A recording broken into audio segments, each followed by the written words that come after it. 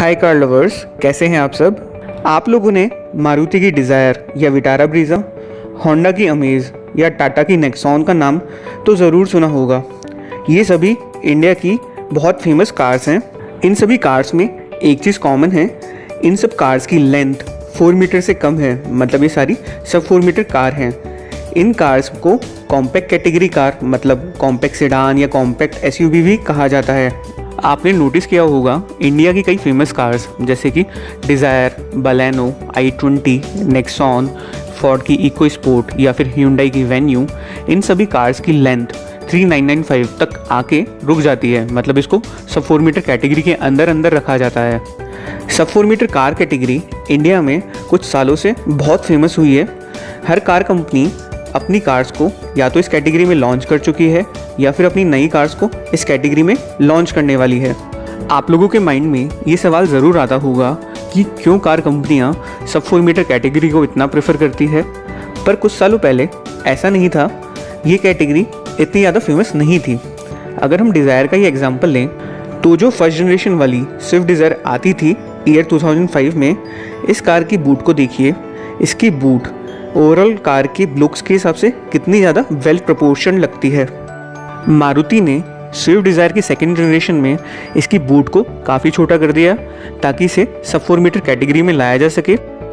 India की first compact cars की बात करें तो टाटा की इंडिगो CS इंडिया की फर्स्ट कॉम्पैक्ट सेडान थी, जबकि फोर्ड की इको स्पोर्ट इंडिया की फर्स्ट कॉम्पैक्ट SUV थी।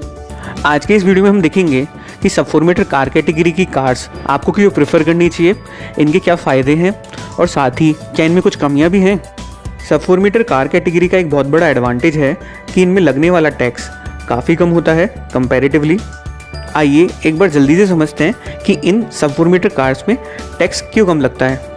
ज़्यादातर गवर्नमेंट्स की यही पॉलिसी रहती है कि जो बेसिक नीड्स वाली चीज़ें हैं जैसे रोटी, कपड़ा, मकान या फिर और कोई इम्पॉर्टेंट नीड वाली चीज़, उनके ऊपर टैक्स कम से कम लगे और लग्जरी चीज़ों पे ज़्यादा से ज़्यादा टैक्स वसूला जाए। और शुरू से ही कार को एक लग्जरी आइटम माना जाता है। इस कारण कार्स पर शुरू से ही बहुत ज़्यादा टैक्स लगता है।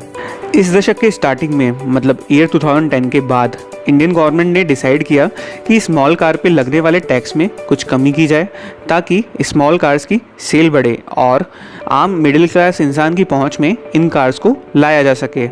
तो उस समय कार की मैन्युफैक्चरिंग पे अराउंड 20 और 24% एक्साइज ड्यूटी टैक्स देना पड़ता था। गवर्नमेंट ने तय किया कि जो कार सब 4 मीटर होंगी और जिन कार्स की इंजन कैपेसिटी पेट्रोल में 1200 सीसी और डीजल में 1500 सीसी तक होगी, उन कार के केस में एक्साइज ड्यूटी ओनली 8% ही देनी पड़ेगी। ये 12 से 16% तक का टैक्स बेनिफिट कार कंपनियों और कार कस्टमर्स के लिए बहुत फ़ायदेमंद था। इस कारण ज़्यादातर कार कंपनियों ने सब 4 मीटर कार कैटेगरीज वाली कार बनाना स्टार्ट कर दिया। इसी कारण मारुति की सेकंड जनरेशन की कार की डिक्की थोड़ी इस तरह की थी। अब एक बार देख लेते हैं कि अभी के समय मतलब अगर अभी हम कार लेने का सोचते हैं तो हमें कितना टैक्स देना पड़ेगा। तो सबसे पहले हम पेट्रोल कार से स्टार्ट करते हैं। तो अगर हम पेट्रोल इंक्लूडिंग CNG या LPG कार्स लेने का सोच रहे हैं जिनकी इंजन कैपेसिटी 1200 सीसी से कम हो और जो सब 4 मीटर कैटेगरी के अंदर हो, तो उन कार्स के केस में GST लगेगा 28% और कंपनसेशन सेस लगेगा 1%। मतलब इन कार्स के केस में टोटल 29% टैक्स देना पड़ेगा। इन कार्स के एग्जाम्पल हो सकते हैं जैसे Maruti desire, Baleno, i20, Tata Nexon, Hyundai venue. वो पेट्रोल कार्स जिनका इंजन 1200 सीसी से कम है पर जिनकी लेंथ 4 मीटर से ज़्यादा है, उन कार्स के केस में GST लगेगा 28% और कंपनसेशन सेस लगेगा 15%। मतलब टोटल 43% का टैक्स देना पड़ेगा। इस कैटेगरी की कार का एग्जाम्पल है नई ह्यूंडई वर्ना का 1 लीटर टर्बोचार्ज पेट्रोल इंजन। और वो पेट्रोल कार्स जिनकी इंजन कैपेसिटी 1200 सीसी से ज़्यादा है, इन कार्स के केस में लेंथ इनरिलेवेंट है। मतलब अगर चाहे सब 4 मीटर हो या 4 मीटर से ज़्यादा हो, दोनों ही केस में सेम रेट लगेगी टैक्स की। तो इन कार्स के केस में GST लगेगा 28% और कंपनसेशन सेस लगेगा 22%। मतलब टोटल 50% का टैक्स देना पड़ेगा। इन कार्स के एग्जाम्पल है Vitara Brezza, Maruti Ciaz, Honda City, Verna, Creta. Petrol cars के बाद अब डीजल इंजन कार को देख लेते हैं। तो वो डीजल इंजन कार्स जिनकी इंजन कैपेसिटी 1500 सीसी से कम है और जो कि सब 4 मीटर कैटेगरी के अंदर आती है, उन कार्स के केस में जीएसटी लगता है 28% और कंपनसेशन सेस लगता है 3%, मतलब टोटल 31% का टैक्स देना होता है। इन कार्स के एग्जाम्पल हैं Tata Nexon, EcoSport, Honda Amaze. वो डीजल कार्स जिनकी इंजन कैपेसिटी 1500 सीसी से कम है और जो कि 4 मीटर से ज़्यादा बड़ी हैं, उन कार्स के केस में जीएसटी लगेगा 28% और कंपनसेशन सेस लगेगा 20%, मतलब टोटल 48% का टैक्स देना पड़ेगा। इन कार्स के एग्जांपल हैं Honda city, Hyundai Creta, Kia Seltos. और वो कार्स जिनकी डीजल इंजन कैपेसिटी 1500 सीसी से ज़्यादा है, उन कार्स के केस में टैक्स लगेगा जीएसटी 28% और कंपनसेशन सेस लगेगा 22%, मतलब टोटल 50% का टैक्स देना पड़ेगा इन कार्स के लिए। इन कार्स के एग्जांपल हैं Tata Harrier, Scorpio, Fortuner. Car company अपनी कार्स जिस एक्स शोरूम वैल्यू पे बेचती है, उस प्राइस में कार के टैक्स का अमाउंट ऑलरेडी इंक्लूड होता है। इन अलग अलग टैक्स रेट के कारण कार की एक्स शोरूम वैल्यू में काफ़ी डिफरेंस आ जाता है।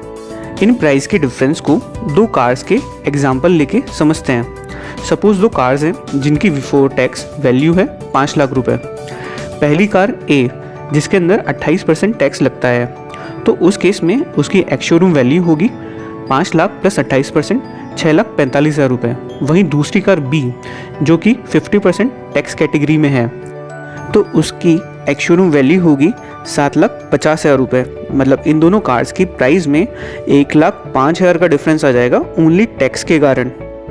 तो गाइज़, अब आप समझ चुके होंगे कि सब 4 मीटर कैटेगरी की कार लेना जो कि पेट्रोल में 1200 सीसी से कम हो और डीजल में 1500 सीसी से कम हो, हमारी पॉकेट के लिए कितना फ़ायदेमंद हो सकता है। अब इन कार्स के बेनिफिट के बाद इन कार्स में जो कमियां हैं उनके बारे में जान लेते हैं। इन सब 4 मीटर कार कैटेगरी के अंदर जो इंजन की लिमिट दी गई है वो काफ़ी कम है, खासतौर से पेट्रोल इंजन में, जिसमें केवल 1200 सीसी तक का पेट्रोल इंजन अलाउड है।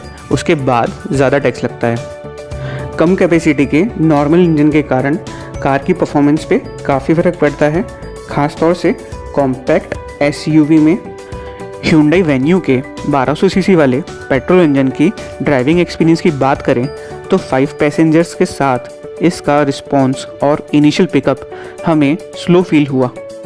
सब 4 मीटर कार्स की एक कमी और भी है जो कि सेडान कार्स में ज़्यादा देखने को मिलती है, वो है इनकी डिज़ाइन। कॉम्पैक्ट सेडान के केस में बूट का प्रपोर्शन काफ़ी कम होता है, जो कि थोड़ी उसकी डिज़ाइन को स्ट्रेंज भी बनाता है। अगर आप कॉम्पैक्ट सेडान को प्रॉपर सेडान से कंपेयर करेंगे तो आपको डिज़ाइन का फ़र्क ज़रूर दिखेगा। साथों साथ कॉम्पैक्ट सेडान में केबिन स्पेस भी कम होता है, जिसके कारण ज़्यादा लंबे लोगों को थोड़ी प्रॉब्लम आ सकती है उन कार्स में बैठने में। तो कार लवर्स, जैसा आपने कॉम्पैक्ट कार के पॉजिटिव और नेगेटिव देखे, इनके बारे में एप्लीकेबल टैक्स रेट को जाना, हमारे according sub 4 metre car with particular engine specification एक बहुत अच्छा ऑप्शन है। इससे हम हमारे काफ़ी पैसे टैक्स कम देके बचा सकते हैं। यहाँ एक चीज़ और है, कार खरीदने के लिए हमें काफ़ी सारा टैक्स देना पड़ता है।